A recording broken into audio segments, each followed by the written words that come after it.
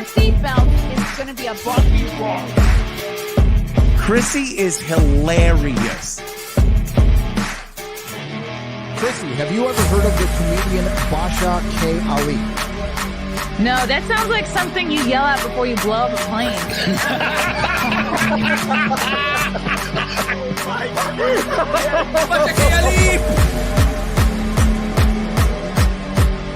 30 seconds remaining. But you know what, good thing to say, I dabbled in stand-up for something.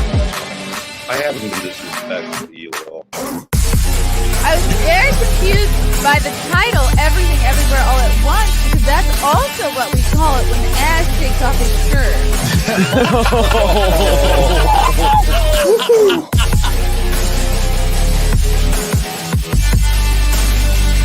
I shouldn't be up here.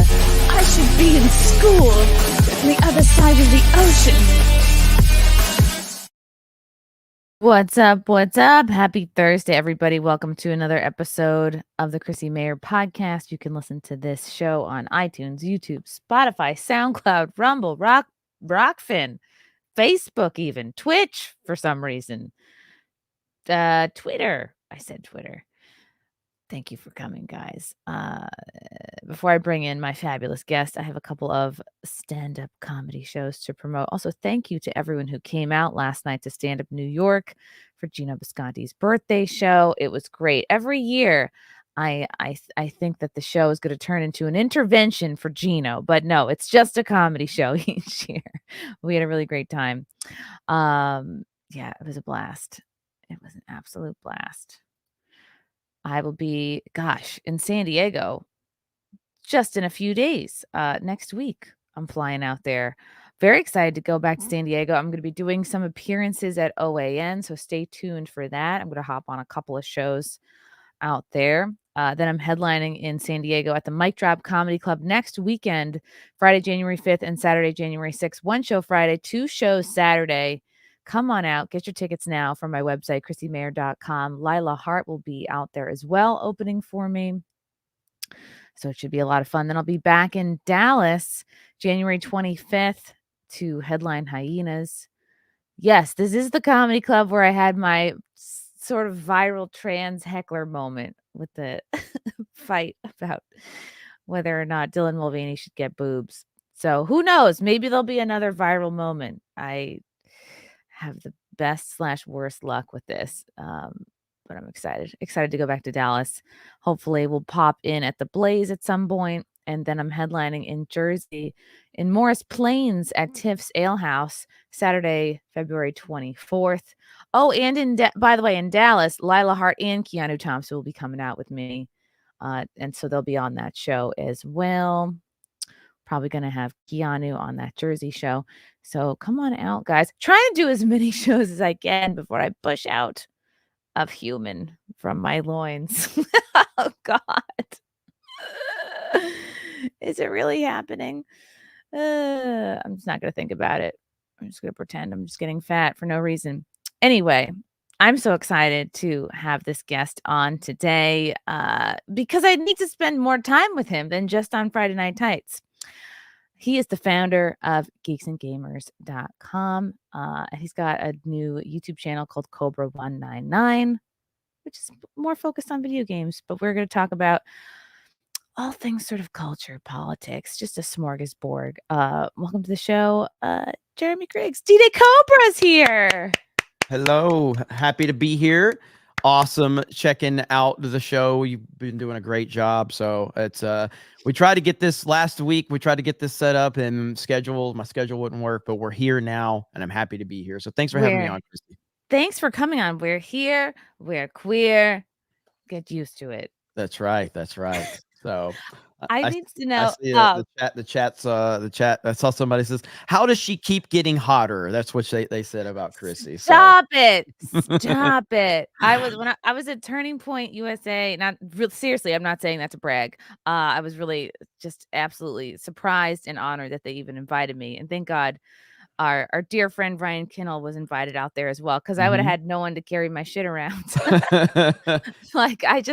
It was Ryan, it was Billboard Chris, and it was Ari Jacob, who I was like, could you carry my bags? Because it's so hard for me to ask for help, but I don't want to miscarry all over the convention floor. So they encourage you to have people carry your shit. But anyway, what's the point of me bringing that up is that I want to use it to launch into a conversation, because a lot of times, honestly, because on Geeks and Gamers, and you talk about this a lot, and on Friday Night Tights, we talk about this a lot, and then that is the downfall of Hollywood. But is it enough? Because I'm at this Turning Point convention out in Phoenix. Ryan's there, and yeah, we were invited. Like, no shame to them at all. We were invited kind of on the last minute side, and as we're both there, I ended up getting a media booth because I was like, well, I'm not going to just come and walk around. Like, I need somewhere to charge my phone, to sit. I'd also like to live stream, so that I ended up getting a press pass, and then I was like, I'm going to get a table. I'm just going to just try to do interviews, which ended up being really good. But the whole time we were there, me and Ryan were talking about, like, man, these guys really could be doing more. We were like, man, a Geeks and Gamers panel would have done really well. A Friday Night Tights panel would have done really well. I'm sitting there for days going, every night we could probably have a comedy show that would sell out, because the convention typically ends on the later side 7 if there was something special. Like Tim Pool did an IRL stream there with Tucker Carlson. It was like all these people that are big names. Patrick Bet-David was there. Of course, Roseanne was a big name that was there. But I'm like, all the people that are coming to this convention, they kind of more or less have nothing to do once 6-7 o'clock rolls around. Yep. I'm just thinking, like, man, it's a little bit frustrating. And of course, it's my first year doing it. And I was like, well, all right. The gears were turning about things that we could pitch for next year. But to me, it struck me as a really good example of how the right, or I don't know, it's hard to. Well, the right, between like the conservatives or the right, like I just think they're leaving a lot of opportunities on the table to promote the arts, or to bring in more of a culture aspect to these types of events. Absolutely. I mean, the right/conservative side are their own worst enemy, and they have been for a while. There's I don't know what it is, if it's egos are involved or what, but this is where the left continues to they don't let their egos get in the way of their goal and agenda a lot of the times. Whereas the right, like Vivek Ramaswamy said this during one of the Republican debates about a month ago. If you got Tucker Carlson, Joe Rogan, and Elon Musk to be the debate moderators, could you imagine how many people would tune in for that? Everyone would be watching. God. And then, of course, there ain't no way Trump's going to not show up to that one. So you're going to have Donald Trump on the debate stage. You're going to have Tucker Carlson, Elon Musk, and Joe Rogan sitting there. And it will be the most watched thing, and it wouldn't even be close.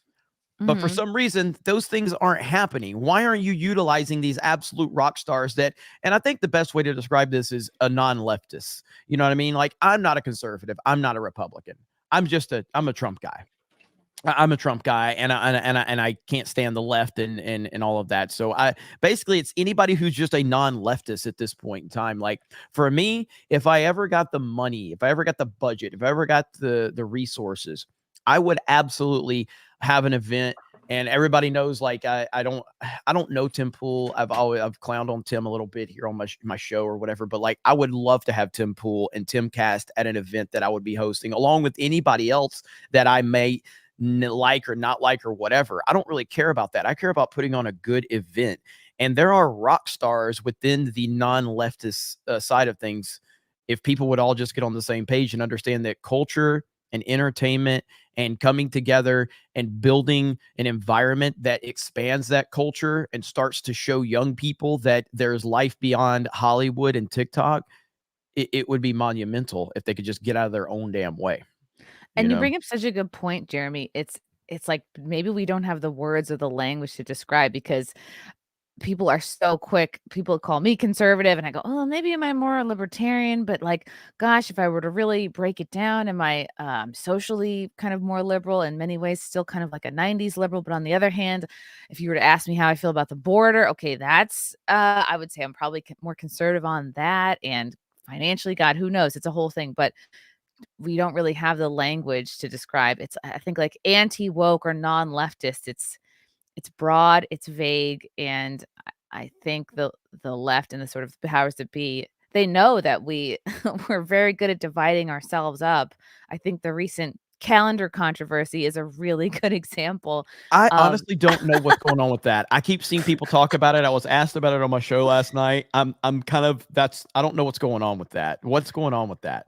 Basically, and I'm gonna have someone on my channel a bit later on to talk about it. I think he's one of the producers of it. We're gonna talk about it a little more, but they released, I think it was called the Ultra Right or Ultra, yeah, it was like like a right wing beer company worked with God, who's that swimmer? I am drawing such a blank. I Riley don't know Gaines? if Riley Gaines, Yeah. who was also at the Turning Point convention.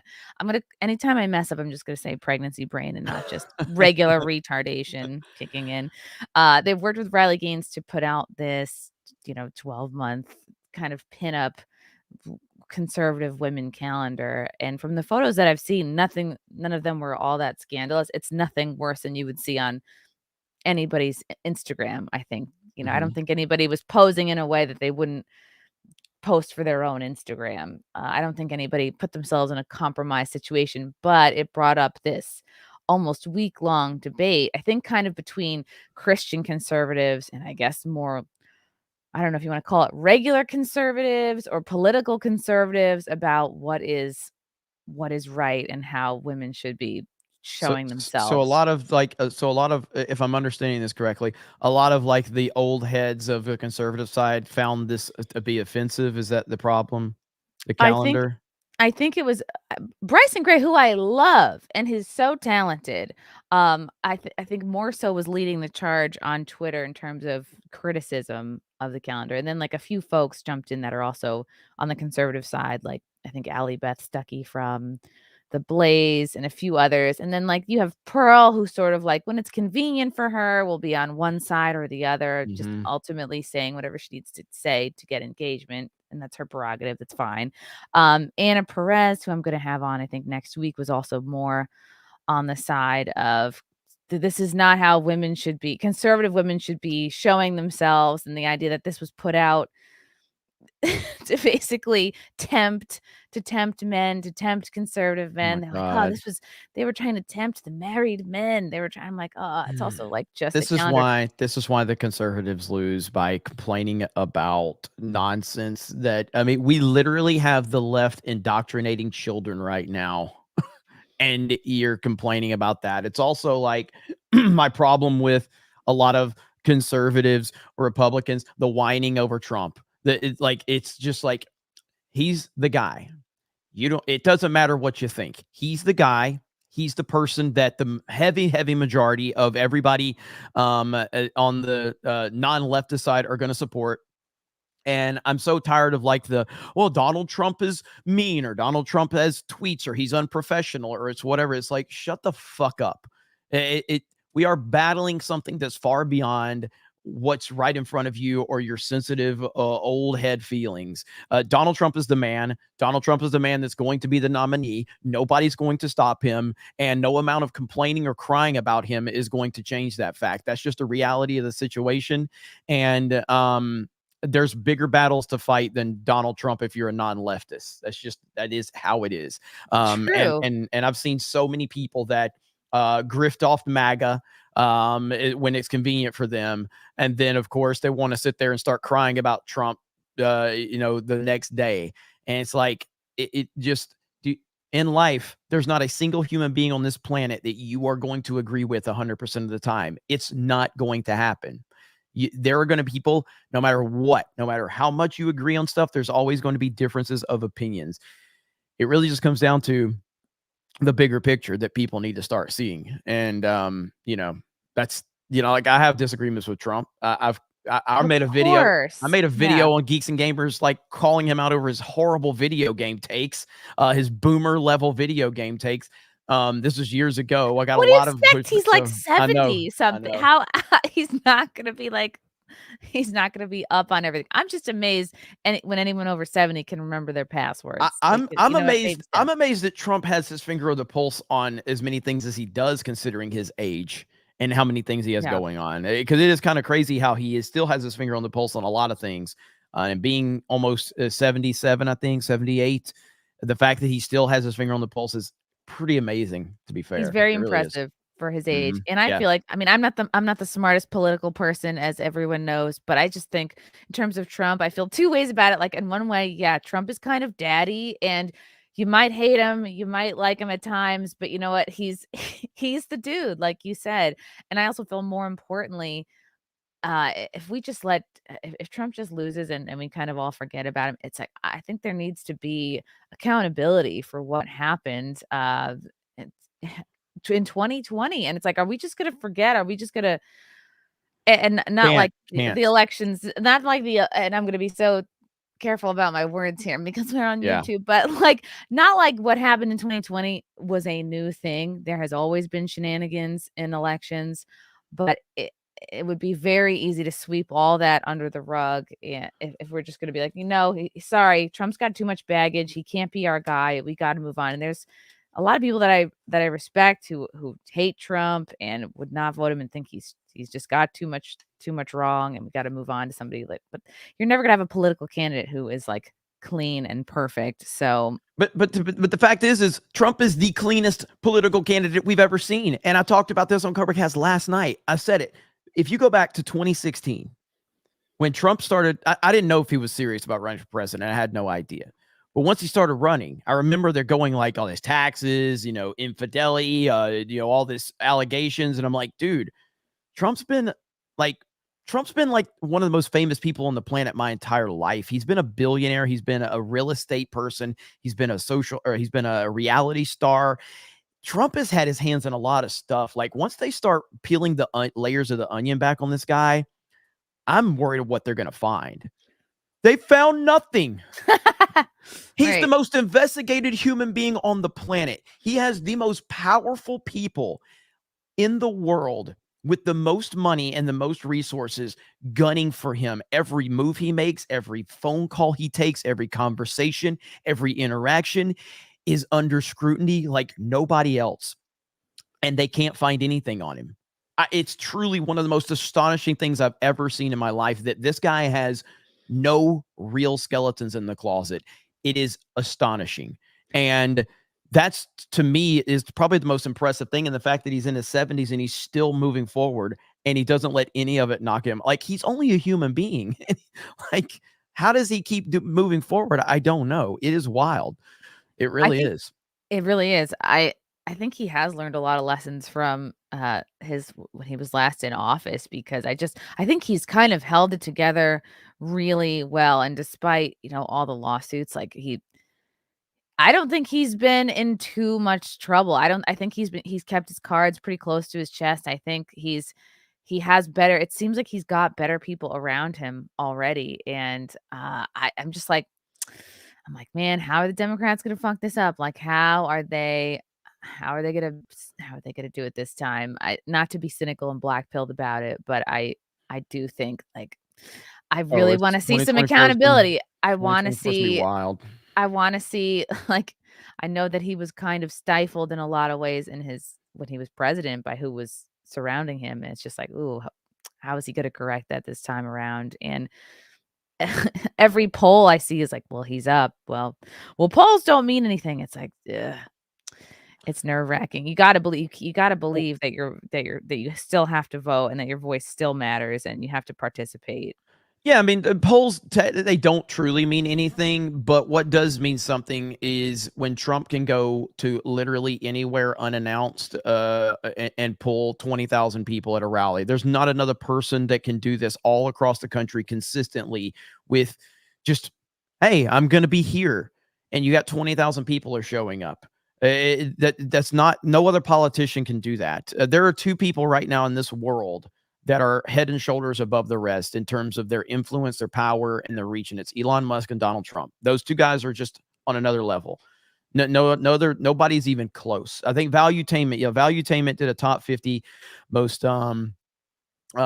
important media influencers of 2023, and Elon was 1, Trump was 2, and then weirdly enough, they had Bob Iger as 3, which I think is why? nonsense. Because of Disney. So the power of Disney, which and I think who was 4? I can't remember. Joe Rogan was 5. I think number 4 was the guy that runs Netflix.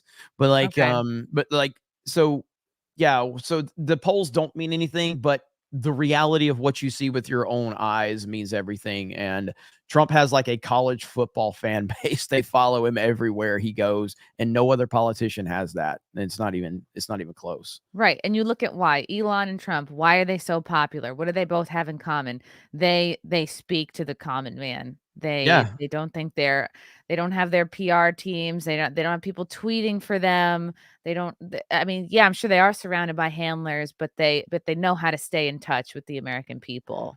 Well, yeah, they don't, like, most people in their position play it safe. These guys have put their necks on the line. Like Elon Musk went from, again, just like Trump, he went from the mainstream and Hollywood's darling to basically public enemy number 1 when he purchased Twitter. And right. I have my own issues with Elon as well, but I think Elon is a net positive and he's doing a lot. I think, like I talked about this yesterday too, like Teslas scare the fuck out of me. I don't want to drive a Tesla. I don't like the idea of a self-driving car. I want my hands on the wheel. I want to be in control, because I see a world in like 20 years where we don't even drive our cars anymore. And we're told, and then you're allowing the powers that be can go flip a switch and make your car drive you somewhere you don't want to go, and you're locked in the car.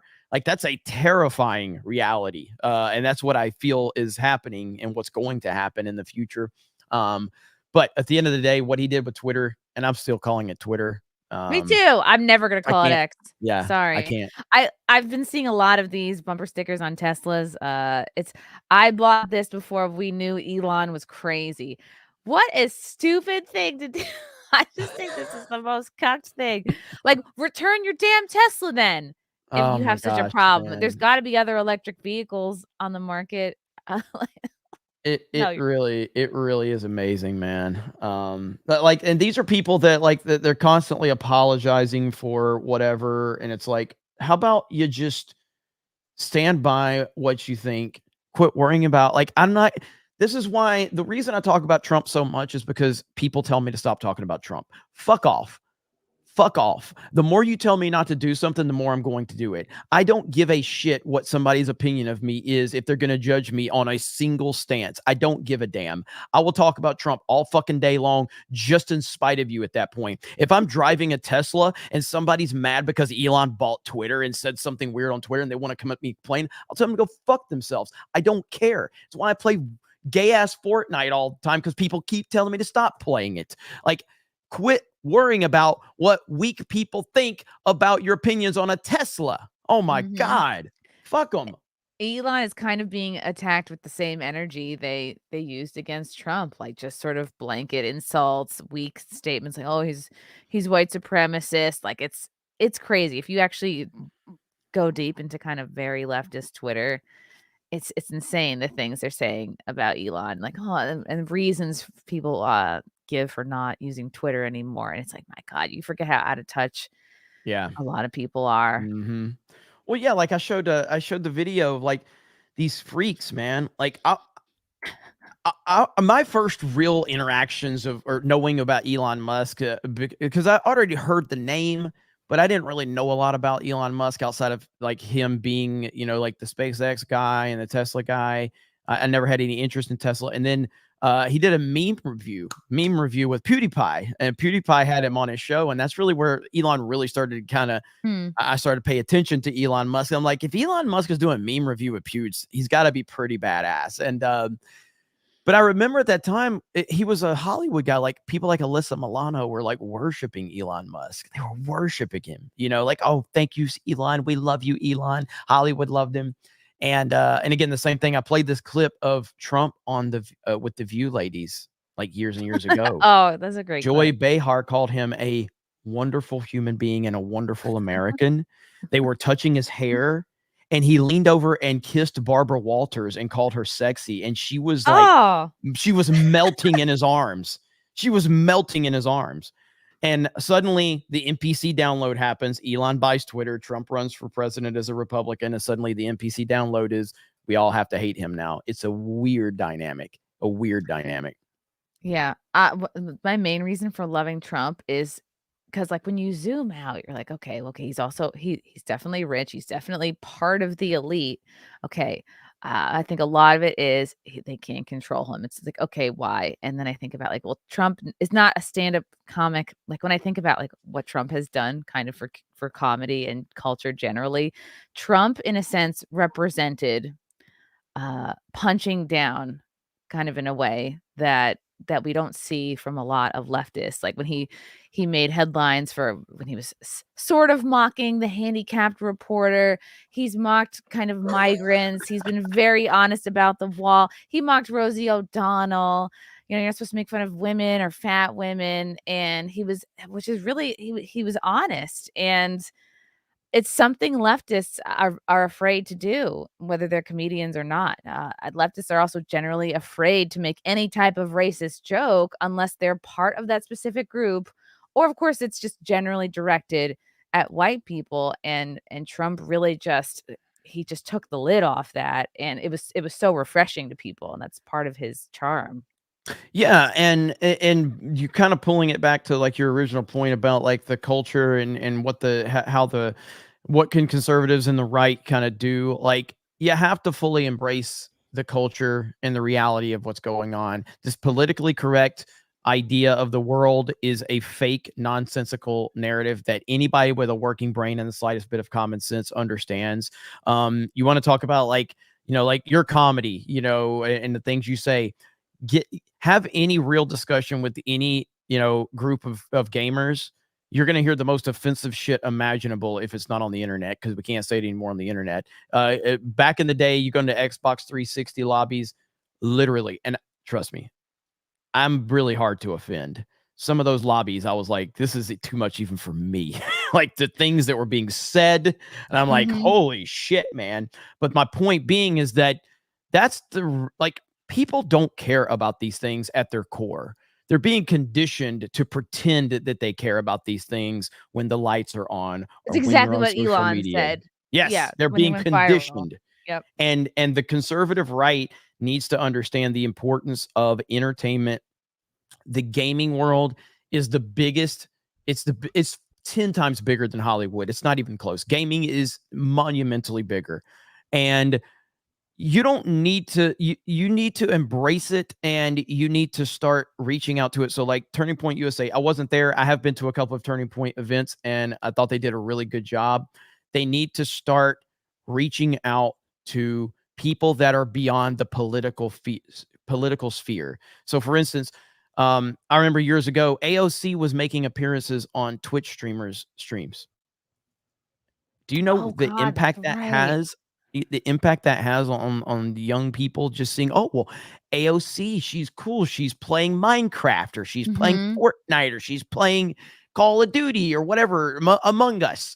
And young people see that, and they just see, oh, well, AOC cool, Democrat cool, left wing cool. Like, it's meant to get into their mindset and start to condition them to know that, okay, the Democrats are cool. This goes all the way back to Bill Clinton in 1991, maybe, when he went on Arsenio Hall. He went on the Arsenio Hall show, and he played a saxophone with sunglasses, and everybody said, Bill Clinton is cool. Bill Clinton is in the know with the culture. They call Everybody Bill Clinton loved it. the first black president. The first black president. And that's what put him on the radar. Nobody cared about his accomplishments as governor. Nobody cared about his policy. Nobody gave a fuck about any of these things. They cared that he played the saxophone on Arsenio Hall, and he was cool, and he had sunglasses on, and he was relatable. George W. Bush. He was the kind of guy you could have a beer with. That's why they voted for him, because he failed at every fucking thing he did before then, but he had a good old boy feel to him, and he was the kind of guy I can hang out with. So they voted for him. Barack Obama, we all know how that was a bunch of bullshit with his fake speeches and all of that and his name, but the media fell in love with him. All of this, politics has nothing to do with policy. It's a popularity contest, and it's about reaching and impacting the culture. And the right and the conservative side needs to understand that. Nobody gives a shit about what you believe. Nobody cares about your morals. Nobody cares about all of that shit. You can do whatever you want in the privacy of your own home. You can believe what you want to believe. You can worship what you want to worship. You can have whatever standards you want in life, but quit acting like everybody else has to have the same exact belief as you, and embrace the bigger idea, or you're going to be crushed by the left. That's the reality of the situation.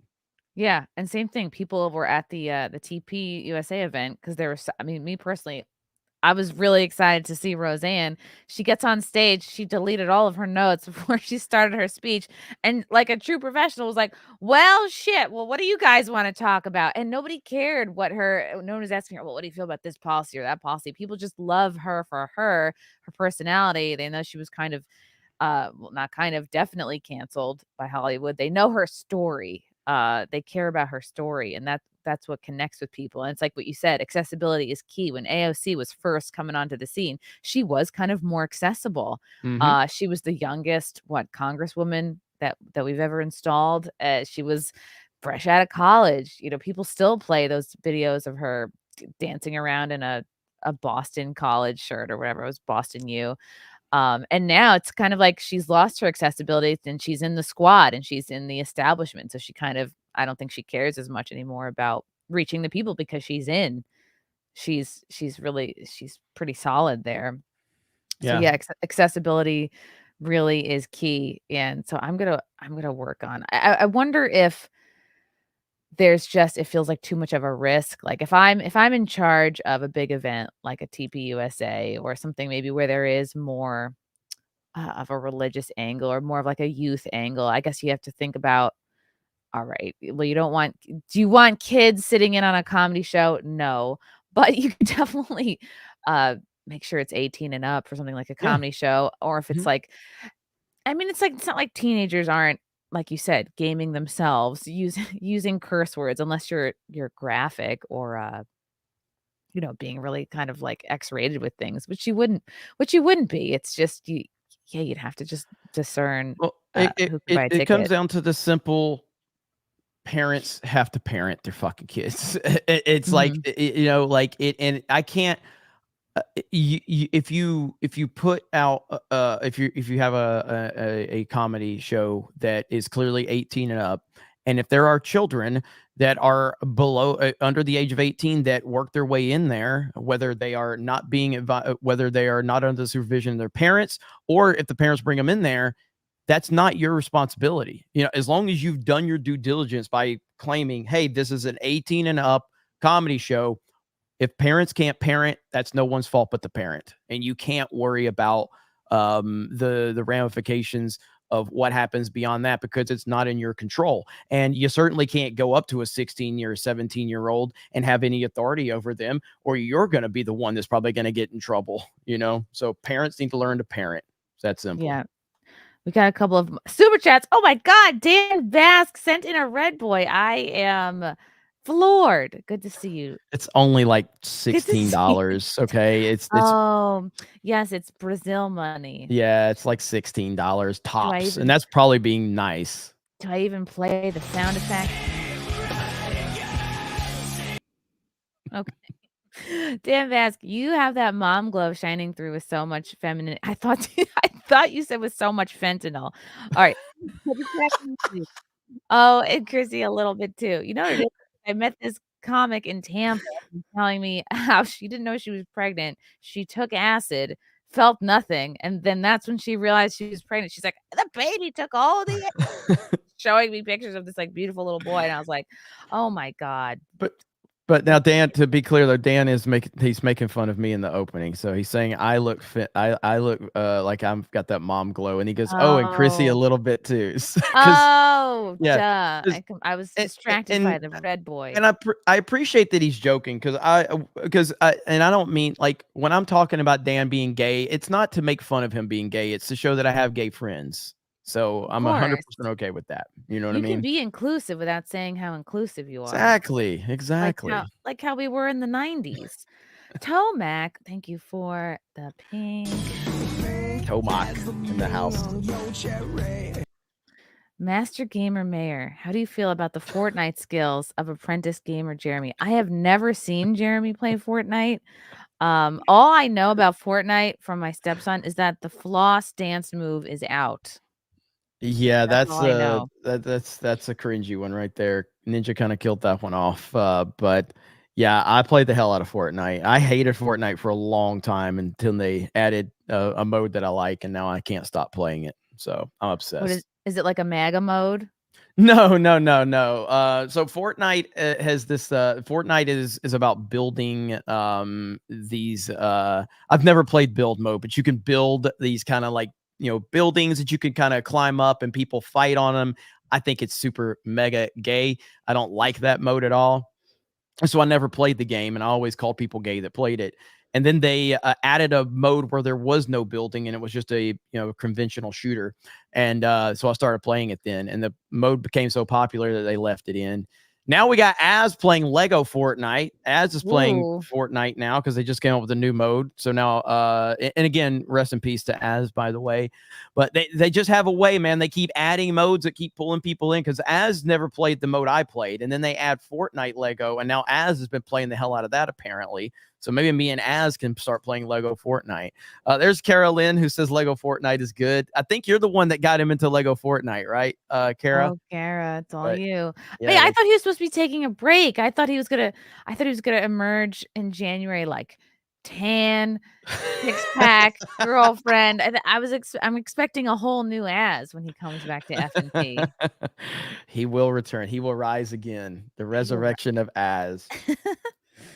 Emphasis on the erection. Matthew Hammond, thanks for the super chat. Did you know that Grace Randolph does comedy? I heard this. I saw a clip of her where she's saying that she's done stand-up. Is this another character you could introduce to the Dabbleverse? I DM'd you a video from a Flashcast where she said this on one of her live streams. I saw that clip. She lives in New York and I'm in New York. So I'm gonna make it my singular goal to see her do stand-up.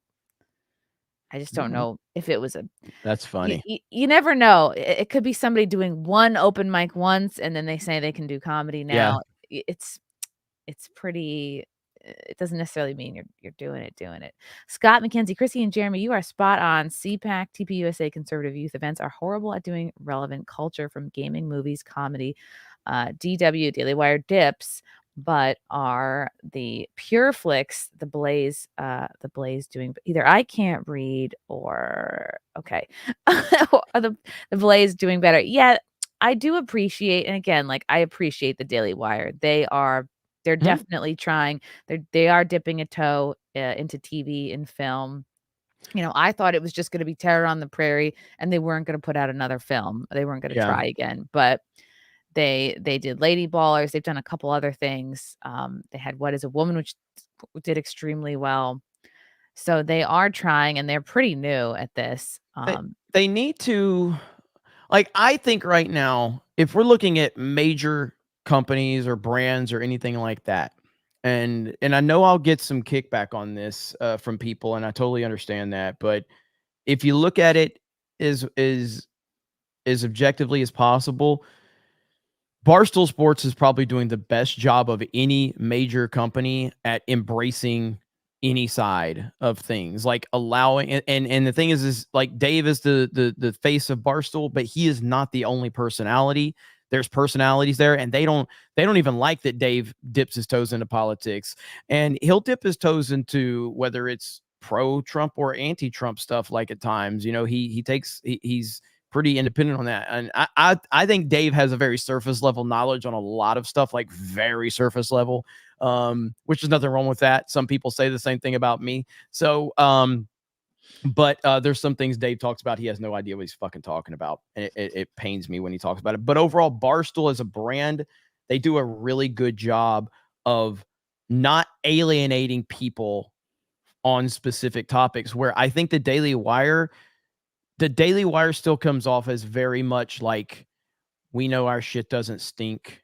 And if you don't believe as us, then we're not really interested in you. I'm not saying that that's how they are. We've worked with the Daily Wire a little bit with Geeks and Gamers, and I've appreciated what we've done with them. But the way that they come off is very much like, if you don't see the world as we see it, then we're not really interested in you supporting us. And they need to change that.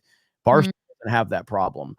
Daily Wire has that problem. Barstool's done a good job. I think the average person, if you were to say, is Barstool right wing, you'd be like, I don't think so. Whereas if you think this Daily Wire right wing, you'd be like, yeah, probably. And then look at who's founded the Daily Wire. Look at, it's a lot of type A, strong political personalities. So of course the network is going to be that way. And there's just more of a focus on politics, and it's kind of more heady. Whereas Barstool, it's like, okay, it's sports, it's culture, it's entertainment. Not that it's lowbrow, but it's more Dunkin' Donuts, where Daily Wire is more Starbucks.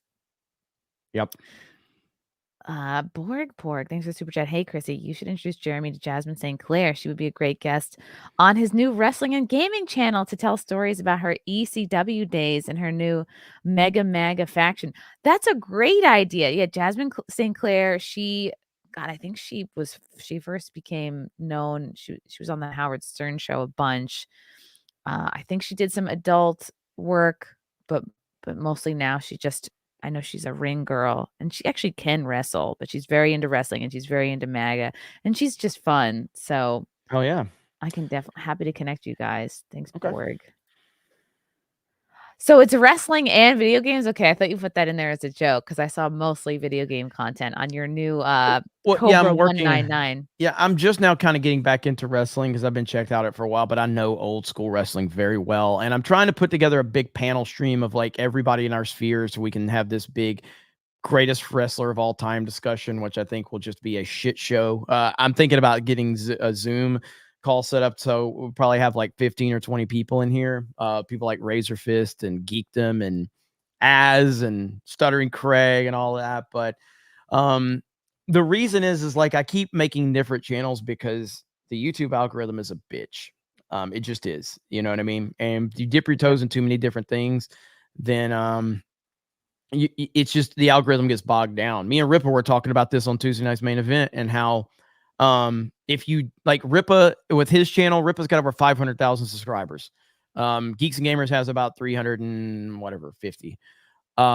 Me and him, like, our views are pretty similar in terms of like, our views are not getting what they used to get. And a lot of the reasons, because we cover so many different things on our channels, whether he covers politics on his channel, then he covers pop culture. Then he covers some relevant video game thing that he wants. And it's the algorithm doesn't favor it when you talk about different things on channels. It just doesn't. And that's the unfortunate reality of it. So with the Cobra 199 channel, we're doing some different things on, I have 10 channels at this point. You know what I mean? But that one specifically will just be me, where people can go find me if they want to see my gameplay, and then I'll do the wrestling stuff. So that's really smart. I was thinking of, I'll just want to start a new YouTube channel where I'm doing interviews, but everything is like a low cut top, just to keep things organized. Hell yeah. Like if you're just going to have it on in the background on mute, but you want to see cleavage, I'll have one channel for that. I got to start diversifying a little bit. I think people will like that one. Yeah. And a lot of it had to do with the fact that, like, so my DDay Cobra channel, which, again, the audience always determines the path of everything I do. And so like DDay Cobra is my personal channel, and it was never a channel that had any vision or focus. I have videos on that channel. I'm walking around Walmart talking about how eggs are racist because they're all white, and how we need more diversity. Some are brown. Yeah. And so I had a lot of dumb videos on that channel. And then earlier this year, I memed Tim Pool, and I did a show called Cobra Cast IRL. and I put the Jack Murphy beard on, and I was memeing on Tim Pool, and it was just a one-off. I was just memeing on him one time because it was the Liza Blue thing. I was just joking about it, and people fucking loved it. And they're like, please do more of this. And I'm like, really? You guys want me to do Cobra Cast IRL where I'm literally just memeing on Tim Pool? And it's just blown up. And so Cobra Cast is essentially, and I've changed it over to Cobra Cast 199 now. And but Cobra Cast has become its own thing, and that show has become, or that channel has become a political channel for all practical purposes. And moving into 2024, it's definitely going to stay a political channel. And I was looking at it going, okay, like, do I really want to talk about like the deep state and Trump and Alex Jones, and then on the same time upload like, hey guys, look at my favorite Fortnite video here? You know, like it feels really weird. So. Yeah, you're gonna confuse people. I get it. Yeah. So that's why I made the new channel. So that's really smart. Mm-hmm. Keeping things separated. And Zach, thanks for the super chat. Nice rack. How apropos. Thank you. Oh, Thank sorry. you. Oh, whoops. Right. I don't. Yeah. Who are you talking to? Hey, gotta be specific. You never know. Scott McKinnis, the Free Care and Read movement in Massachusetts has brought all sides of politics together. We are united against the police state here, even as the citizens are jailed by them, such as Turtle Boy. Been following that story. It's he seems to be one of the few people really sticking his neck out for her. It just the more that happens to him, the more it's like, oh yeah, this is totally a coordinated attack. They're trying to just cover up their tracks and get away with murder. Thank you, Scott. Thank you, Scott. I want to make sure I don't forget anybody. Lance, I hope it's mostly a historical wrestling channel. Getting into wrestling right now is like parachuting onto the Titanic after the iceberg. Historical. Yeah, well, so like old school, like wrestling is a really weird thing. Like old school wrestling drama from the 90s and the 2000s is almost always more interesting than current wrestling. It's a weird world, man. It's a weird world. You can go down a deep rabbit hole with that nonsense. But current stuff is kind of interesting right now with the fact that Vince is no longer the creative force and Triple H is behind it. But we'll get into all that. There's a lot of good discussions to be having. It's very theatrical. Mm-hmm. Elsa Barrett, you want to talk wrestling. Chrissy, you're interviewing the commissioner, Jeremy Cash here, aka the Slender Contender. Oh, I like that nickname. So I told the story on Main Event. I've told the story a few times. I actually promoted professional wrestling shows back in like my early 20s. Like I actually hosted, like did the whole wrestling thing. I promoted the show, had the wrestling ring, had the wrestlers, wrote the scripts, all of that. And my stage name was Jeremy Cash. And I went out there skinny as hell, 6 foot, 170 pounds. People, Papa Roach, Last Resort, cut my life in 2 pieces. This is my last resort. That was my opening theme song. I had my ex-girlfriend with me. I had her dress up like a slut, and I was basically making her look like a dumb bimbo while I talked down to her. It was all meant to get the audience mad at me. It was just a whole thing. Just a slice of life. Yeah, exactly. So yeah. I got beat up. I got booed. I had people in the audience trying to fight me because I was insulting the town that we were in. I was insulting their family. It was pretty fun. It's basically stand up in a leotard. It is. That's all it did. Like wrestling is, what people don't understand was like professional wrestling is probably the most physical thing. Like it's far worse on the human body than the NFL or MMA or anything. A lot of these guys are wrestling like 300 nights a year, which is insane. It's right. Crazy. Football players aren't getting light bulbs smashed under their heads or hairs thrown at them. Yes. It's very physically demanding. Unless they fight with their girlfriend. Corvus 6, thanks for the super chat. The libs turned Trump into a rock star and a martyr. Regardless if he wins POTUS in 2024, Trump will be forever talked about, forever their boogeyman. Yep. You're so right. And I think the left, personally, they used so much of their creative energy at simply just getting him out of office. And since he's been out of office, I feel like they don't know what to do with themselves other than run over the same old tired jokes they were saying when he was in office. 100%. A serious man. Thanks for super chat. A contribution to Hermione Griggs Transition Fund 199. Are you transitioning? It's going to take more than $5. I mean, whatever gets the super chats rolling in, I'm willing to do it. So I'm willing to do it. It doesn't even take much now, Jeremy. Like you just have to. You don't even have to get boobs. You don't even have to cut off any. You don't have to part with any body parts. You just start wearing tight shirts and grow your hair out. The bar to entry is so low. CJ Hale, Chrissy Hale, 199. Happy New Year. Happy New Year to you.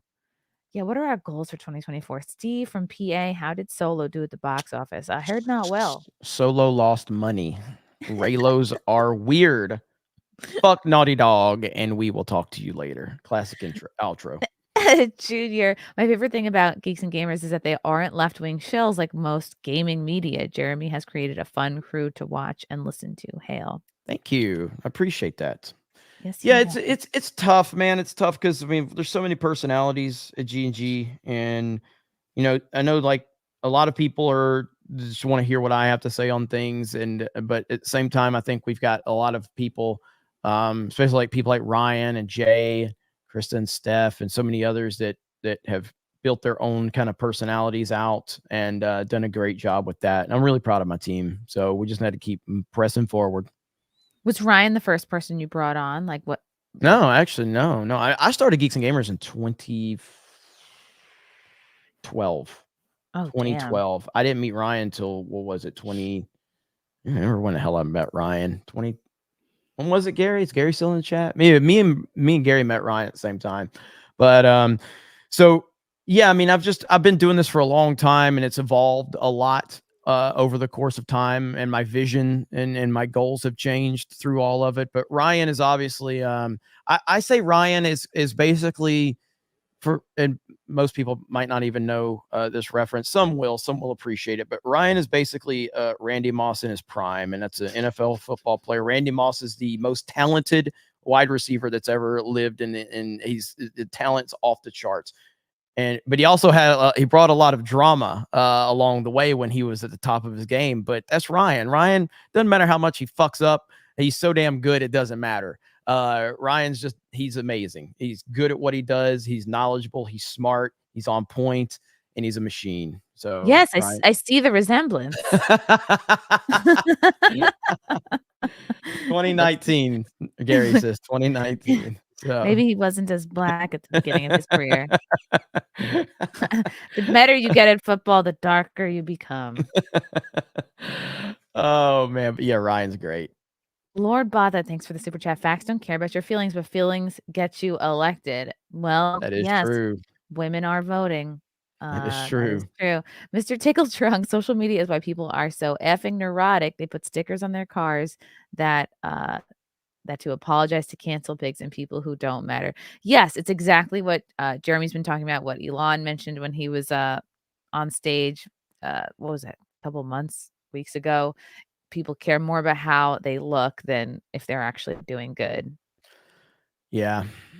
Yep, it's social true. media for that. Elsa Barrett, Chrissy, Google 1992 space movie, but don't show it on screen. You're welcome. Oh, come on. Don't show it. What if I Brave search it? Are you gonna do Google or Brave? I'm doing Brave. Oh, okay, it came up. Wow, this was a real movie. I want to see this movie now. Gay and words from outer space. Oh, this sounds like a compound media topic. Oh man, that's fantastic. Yeah, maybe I'll watch along with that and the Magical Negro movie that's coming out. Yeah, but yo Pops 215. Look at Chrissy showing support to a member of the LGBTQ community. Good for you. Of course, I've always loved the gays. People forget I used to host shows at the Stonewall Inn. Jim Marshall, Chrissy, please read this from my new phone alarm. Hey Jim, it's Chrissie Mayr here telling you it's time to wake up. Have a great day. Good. Well, I hope that was a good take. If it's not good enough, I'll happy to do another one. Hi, Q. Chrissy, the people who call you far right are the same people who tell you there are more than two genders. Very true. Very true. Very true. All right. Great Con. Hey, bitches. Late and gay again. 199. Tig old biddies. Take old biddies. Gollum's half-botched circumcision left over for, I don't know if this is Asian money. Some gay dude sent me here. So, hi. Good. Oh, man. We love the gays. The Uncurring Santa Sled. Hail. Hail to you, sir. Mark of reality. All the memes are here. All my memer people are here. So I'm glad. Happy early New Year, Chrissy, Jeremy, and chat. Thank you, Mark. Fear the Tardo. I don't fear the Tardo. Tardo make boo-boo. Try make waffles, but accidentally put neighbor's cat in waffle iron. Now neighbor have waffle cat. In trouble? Lock it in. Yay. You know that one of my dogs is named Waffles. Oh, man. I love you guys. Thank you, Tardo. Brock gifted 10 Chrissie Mayr. Brock! Wow. I The hope we can man. find 10 people to take Brock! them. The man. Okay. Jeremy wears tighter ladies' pants than Chrissy. At this current time, yes, because every day I wake up and I play the game, do my pants fit? And every day it's no. Jeremy, David, it's because so many on the right are utterly humorless. That is No, true. I mean, there's a lot of humorlessness on the left as well. And this is just something I think so much about. Like, is the right truly making strides in the arts and in culture? And in some senses, it feels impossible because liberals have such a monopoly on the sites of cultural production. Like, it was always Hollywood, it was always comedy, academia, publishing, like the fine arts. So I think anything non-leftist is going to have to be grassroots by nature. Look at the Ripperverse. Would you consider him? He's more libertarian, but again, like completely self-made. Daily Wire too, I would say, was grassroots at the beginning. Now they're gaining sort of more, I guess, mainstream, like right-wing support, as with like TPUSA. But the Babylon Bee, grassroots satirical website, and then with comedy, it's really like it's been gut-felled in terms of shows, but very few. I mean, a few comics sort of poking out, but again, they are self-made, like Nick DiPaolo. And then you have your culturally more conservative comics like Dennis Miller or Tim Allen, but they're not really, I think, sticking their necks out in terms of free speech. They're not, and I think that's what determines like how sort of canceled you are from Hollywood is what you say publicly and what you don't say publicly. Yep.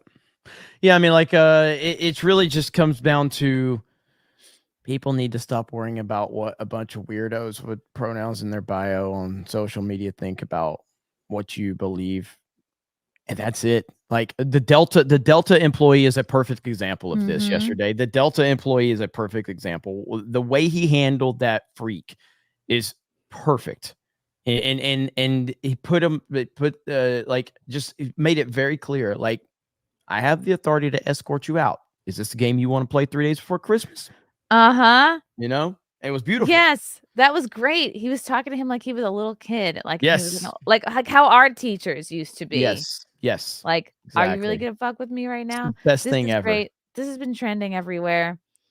Trans activists tried bullying an airline employee for misgendering. The employee was not having it. And again, like, this guy he's not placating. He's not bending the knee. He will not let himself be bullied. He's kind of, I think, answering more matter of fact, more kind of apathetic. He's not, because these people thrive on their ability to bully others. They thrive on the fact that this is their one card. Like, this gives them power, is kind of holding this over people. And what about when an adult employee misgenders you intentionally? While he's talking, you're talking. You just misgendered me again. Okay. Multiple times. Gotcha. Both of you have. Sorry. Wasn't intentional, but if you want to take it personal, that's also. Well, she did do it intentionally twice. You're talking to me too. You said she and then you said he. You're being condescending, and if you want to continue, I have full authority to escort you out the building right this moment. If you want to play that game with me. Okay. Would you like to continue 3 days before Christmas? I really don't mind. I'm good. I'll just put this on. And what about when adults? Woo! I love this man. I really hope he doesn't get fired. I really, really hope. Nah, he deserves to have a promotion. And as I said, this dude should be training every fucking company in the country about how to handle a pronoun freak. That's how you do it right there. That is a perfect way to handle it. He should be training every company. This man should be he should be running Delta is what he should be doing. Oh, it's so great. They're probably that's the person. Is that the person? Yes. The name is Tommy Dorfman, and I think it's on my thread. Someone did a very good thread on I think it was Ollie London, who I have interviewed a couple times. He was at TPUSA. Ollie London is someone who came to be known because he was, I don't know if he got a bunch of surgery, like he was trying to look basically Korean, and then he kind of had he found religion again, and he's a lovely man, really great guy. So it's Tommy Dorfman, and this guy is friends with Dylan Mulvaney. And he transitioned before Dylan did back in 2021. And he's the one who was berating the Delta staff members for getting his pronouns wrong. But here, let me see. It's again, like I said, you don't even have to put anything on the line. You don't have to get any surgery. Just buy a bra and grow your hair out, and you're in the club. Well, there goes my FAP for the day. I'm not going to be able to do anything now. So this was interesting too. Dorfman had made a lucrative career since coming out as trans, and has had massive fashion endorsements with brands like Chanel, Fenty Beauty, Moncler, Coach, Valentino, and Tom Brown. None of the brands have appeared to have any brand partnership with the actor until he became trans. I mean, this is very similar to Dylan. Then he got invited to the Met Gala in 2022 for the first time, which is a big sort of mark of success in Hollywood and the arts. And again, like, just grow your hair out and pose with some purses. You don't have to get rid of your dick. You don't have to get boobs. You don't have to get a vagioplasty. You don't got to grow anything on your arms or legs. It's pretty easy. Just slap on some lipstick. And I think the men, this is what I think. It's like, look at what happened with Caitlyn Jenner. Caitlyn Jenner came out in 2015.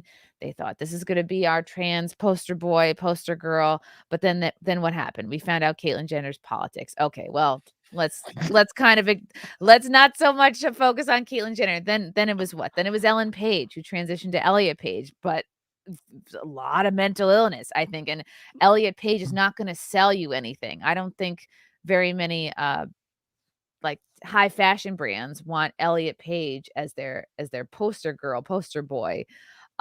So that's why I think Dylan Mulvaney really took off, because I think commercially, dudes who transition to females are more commercially viable than the opposite, because women who transition to male, it's like you kind of just look like a Peter Pan. You just look like a sort of titless woman. Basically, you don't look masculine, and you really can't sell anything. But I think with these dudes, guess what? You can sell purses, you can sell makeup, you can sell surgeries. So that's why there is more of a focus on this male to female, and it's really androgyny, because again, like, these people have not transitioned. They're just wearing lipstick. Dylan Mulvaney appeared on Dorfman's podcast several months ago to discuss exactly handbag obsessions. Why? Because they're trying to get sponsored. God. They're trying to get those deals. Cringe. Dorfman came out as trans in 2021, Mulvaney in 22.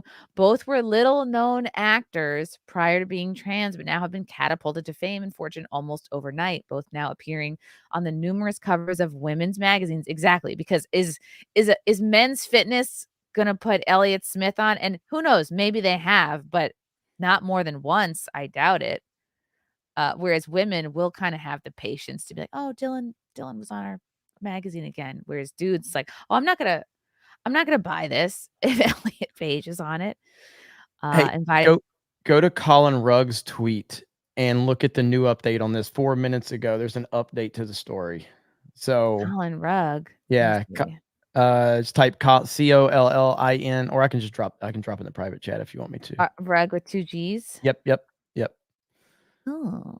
And there's a new update to this situation. This Delta employee keeps getting cooler and cooler by the minute. So this is great. This is such a hot story. Okay, let me this is fantastic. I love this so much. This Delta employee deserves all the praise in the world. So right there. Okay. Wow. No, the Delta employee who misgendered trans influencer Tommy Dorfman did end up calling the police after threatening to have him escorted out of the airport. This keeps getting better. Dorfman confirmed in a TikTok comment that the Delta employee followed through with his promise. The man actually called Port Authority. 2 police officers actually showed up 10 minutes later and spoke to me and my partner about the incident. Good for him because he's got to cover himself. Yes. Love this dude, man. I love this guy. Yeah. Oh man, that's amazing. This guy just needs to start a YouTube channel. This guy just needs to start a YouTube channel and start calling out woke Hollywood and weirdos. He'd be a star. I know. Let's all try to get him on our shows. Yeah. What's his Let's name? get him on FNT, Gary. Let's go. Let's get him on. Dorfman should be in jail for how he tries to get children to use drugs and chemically castrate themselves. Yeah, he did his job. And again, it's like these like Black Hispanic men, I feel like they don't have time for this. It's women who have the patience for this, and it's unfortunately, yeah, it's like white feminist allies. It's white chicks, I think, mostly who have the bandwidth for this. That's awesome. So yeah, it's just very sad. It's just a sad attempt at getting rich and famous. They're not these guys, these dudes are not really about equality. They don't care about you. Dylan Mulvaney's not going to like answer the suicide hotline. He's not going to be are these people volunteering anywhere? Are they working at shelters? Do you see them donating a lot of money anywhere? If they do, I haven't seen it. They're out for themselves 100%. Yep. Commissioner Jeremy Cash is organizing an event. Matthews RC Crawler of CT became a YouTube member. Thank you so much. Ripa's weird hater. I don't know how to quit you, Jeremy. I talked about that yesterday. He has a ton of weird haters. Yeah, he does. Celluloid Dream. Hi, Chrissy. Fun fact, Jeremy is gay and a fig. Celluloid Dream. What's wrong with that? It's 2023. Thank you, Taylor Swift. Greater than Disney, Star Wars, and MCU for $1. Just simply sending in $1. Sergio Garcia. I still haven't seen Jeremy win at Fortnite. You saw it last night. I guess 3 dubs. 3 dubs. And Zach. Oh, I meant Jeremy, of course. Oh, okay. Thank you. J Rod. Jeremy, think Henry can bring justice to Warhammer 40K? I don't know a lot about Warhammer 40K, but I do have faith that Henry Cavill, being a true fan, will do right by it as long as he's creatively allowed to. So that's going to be interesting. Okay, cool. Richard Simmons, a blast from the past. Good luck to Jeremy's upcoming bottom surgery. I love you. I don't know. I don't think they've got a handle on it yet. My chat, my everybody that comes from my chat, it's just one big Xbox 360 gamer lobby within YouTube terms of service. That's pretty much all it is. And it's like what you mentioned before. Like this is how gamers talk to one another. Yes. It's the honesty. It's the ribbing. It's also how men generally talk and bond with one another. Yes. I mean, like, has anyone ever worked on a construction site, like, or even like worked on a trading desk, or like worked in finance, or any predominantly male dominated environment? It's gonna be racist jokes. It's gonna be untoward jokes. It's gonna be men sexism. talk shit. It's what we do. We get uncomfortable when we're not talking shit. You know what I mean? Like I remember there was like anytime my close friends, if they call me and they're not insulting me the moment I answer the phone, I'm like, well, what's wrong? Who died? You know what I mean? Like, what's wrong? Why aren't you not why are you not calling me names right now? Yeah, you haven't called me gay in a while. Something's wrong. Exactly. Thank you, GJJ, for gifting memberships. SBZ, haven't seen Chris Benoit in the chat lately. What happened to him? Oh, wait. I'll never forget you getting tripped up on that one. I've never heard Chrissy more interested in giving a viewer advice than Chris Benoit. I was like, well, okay, let's think about this. All right, I'm really concerned. You're like, the kids aren't in the picture. That's good. And they're like, Chrissy, no. Here's the joke. Project Echo, let's speed up the chat. Ask Jeremy about his L take on Die Hard Christmas movie. That's if you haven't covered it yet. I was late. Yeah, I don't consider Die Hard a Christmas movie. So I don't think I do either. It's not what I think of. I know people say that it is, but yeah, I don't. And again, I'm fine if the majority of people do find it to be a Christmas movie, and that's perfectly fine with me. But my Christmas movies are ones that Christmas is the predominant background or the spirit of Christmas, and they also have to have Santa Claus existing in that universe. Yeah. Like even if like Jingle All the Way, like Jamie says, like, "Oh, don't worry, Dad, Santa's got me covered." Santa exists in that world, Right. Are you gonna really, of all the movies that are gonna put you in the Christmas mood, if you're being honest with yourself, Die Hard is not something you would name. Die Hard's one of the greatest 10. action movies ever made, no doubt. I love it. Matthew Hammond, those brave gay black aliens from that 1992 documentary had some interesting things to say about different countries as they deleted white feminists. All right. You don't have to sell me on it anymore. I'm going to watch it. Mr. Tickle Trunk, the left versus right thing is a farce. It's really just all of us versus the crazy 10% who are uptight weirdos from whatever side, leftists, neocons, etc. That is true. The more of the country that I see and people that I meet, we are really more all alike than different. Inakmamon. My eyes. Curse you, Chrissie Mayr. Sorry. I'll wear a turtleneck next time. Rip is weird hater. P.S. Fortnite is gayer than I am. J-Trex. Delta Guy is a red coat professional. Yep.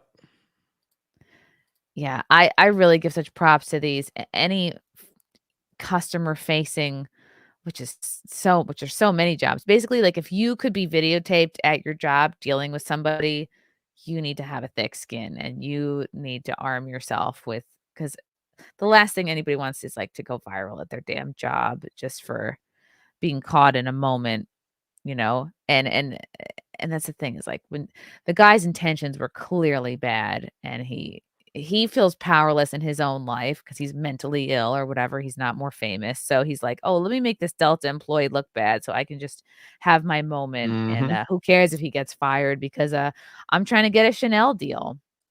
Yep. Illuminati, I need to buy a book for my grandma. Her favorite author is a guy named Quan Mills. He has a bunch of books. Would you guys pick one for me, please? Thank you. If you're coming here for book advice, you're at the wrong spot, buddy. Is this like another Chris Benoit?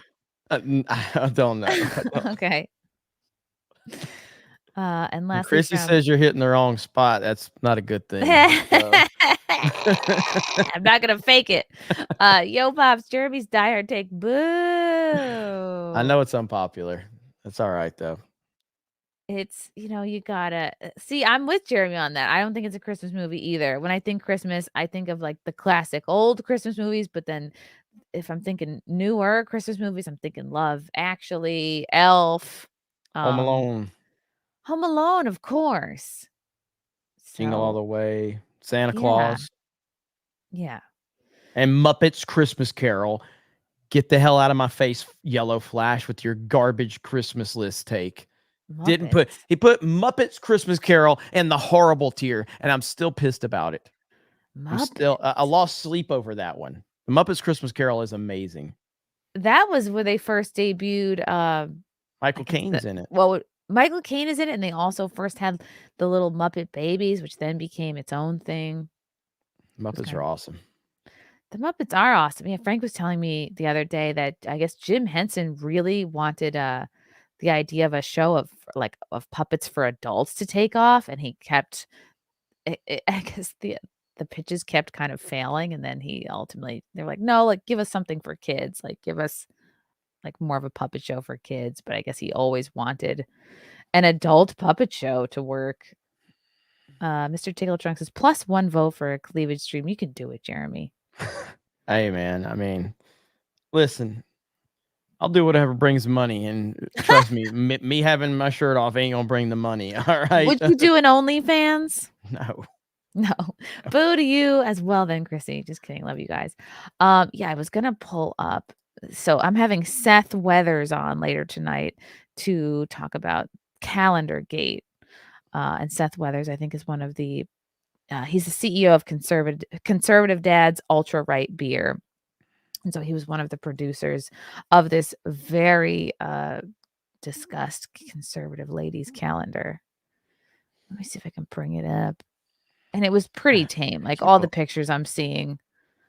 Yeah, I mean, out of I'm this looking. calendar. I see. Jebba Ellis is responding to it. So, Jenna Ellis, we call her Jebba. So I see her crying about it now.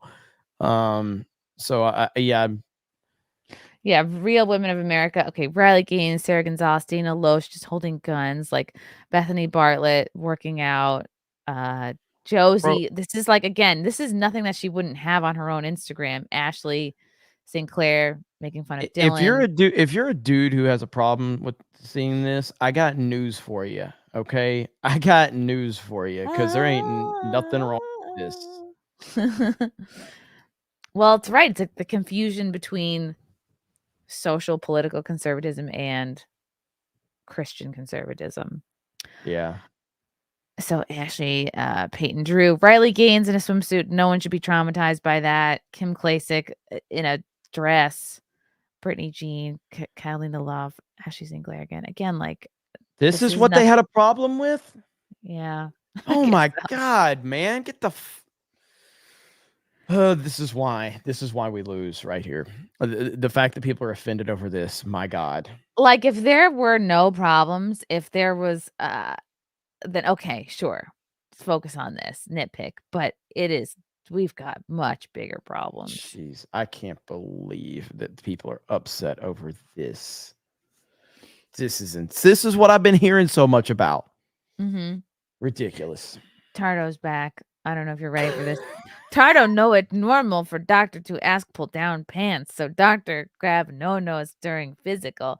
Just not know that dentists do that too. When dentists ask, do me next, get Tardo more confused. Lock it in. Yay. Yeah, no, that is not supposed to happen at the dentist. You should definitely find a new dentist. I love you guys. So good. I can't believe conservatives are upset over that calendar. My God. They are. I think if anything, conservatives should be more upset. I think the focus should be more on kind of uniting men and women generally, because I think there are separate attacks on men and women going on by the powers that be. I think the attack on men is they're discouraging the kind of American work ethic. They're kind of trying to incentivize just you know what, stay home. They're replacing meritocracy with equity. Generally speaking, they want to get more people reliant on government handouts. They want to make it like Canada. They want to make it where people are just taking that universal income. And I think the attack on women specifically has to do with like turning them against men, like widespread discouraging marriage, children's just sacrifice in general, encouraging and glamorizing consumerism, selfishness, girl bossing, and this newer trend of kind of just humiliating men publicly. And we see that with these girls that, publishing these gym videos and like, you'll see it trending every once in a while, like, oh, I'm going to break up with my boyfriend over Christmas because I caught him cheating. And it's like, I'm noticing that these petty small ways, like, oh, you can like this Delta trans dude, like it's a very feminine way. It's like, oh, I'm gonna kind of just humiliate this person for my own moment, to get my own article, to have my own time in the spotlight. Just a few more super chats and then we'll wrap it up. The Drunken Sailor, funds for Jeremy's bottom surgery. Hey, Chrissy, loving the stream. Thank you, Drunken Sailor. What up, Drunken Sailor? Louis Cuevas. I work blue collar. Every time there is a new hire kid, we try and gaslight them into accepting he's queer. Told a dude taking it in the rear is like taking a dump inwards. I guess it is. Lance, I got a problem with that calendar. These women combined have a B cup between them. Well, it's hard to know because they're sort of covered up. Ripper's weird hater. Here's $2 more for Jeremy's fake hair fund. Matthew Hammond, did you see Amy Schumer fall down the stairs? I heard that was not her. I don't think that's her. I don't think that's her. TikToker who kind of just looked like her, but I'm sure she's happy to trend. She needs it. She's not doing much lately. Jeremy, you're the best. Thank you so much for your time. Other than getting folks to subscribe to your new YouTube channel, Cobra 199, and of course the existing channel DDay Cobra, and Geeks and Gamers, where else can they follow you? Yeah, obviously Friday Night Tights will be on tomorrow over on Nerdrotic's channel, and he needs all the help he can get. He's having trouble getting views on YouTube, so I'm willing to give him a shout out, because as Ripa haters have told me, shout outs are the only thing that will make you successful. So I think by me shouting him out on Chrissie Mayr's podcast, Gary is now going to start getting a lot more views on his channel, and I'm here to help. So power of the shout out. But yeah, it's been great. Go ahead. I like to shout out a fledgling channel too. Yeah, Gary Nerdrotic as well. And, I guess Tim Pool. Tomac, shout out to Kobe and Obla. We don't know their politics, and I didn't know they were trans until Jeremy talked about it. Hail Obla. That's right. Thank you, Absolutely. Tomac. Gary's in the chat. It says my channel is under attack. I need shout outs to survive. Shout outs. Matthews RC Crawler. Just do what Dundee did and grab crotches. Okay. Right. That's always good advice. Yes. Fledgling Nerdrotics YouTube channel. But yeah, it's been fun. I appreciate it. And shout out to your audience. Thank you for being here. Thank you to all the nice comments that I received today. Really just a lot of positivity, no one making fun, no shots, nothing. It's been really a positive environment. Nothing here. Homophobic, very accepting. So different from that G&G Cobra 199 crowd. Like it's really, really classy chat you got over here. So a different vibe overall. Thank you, Jeremy. Thank you to the chat. Thank you to the memers. And we'll see you guys tomorrow on FNT. Hi, everyone. Bye.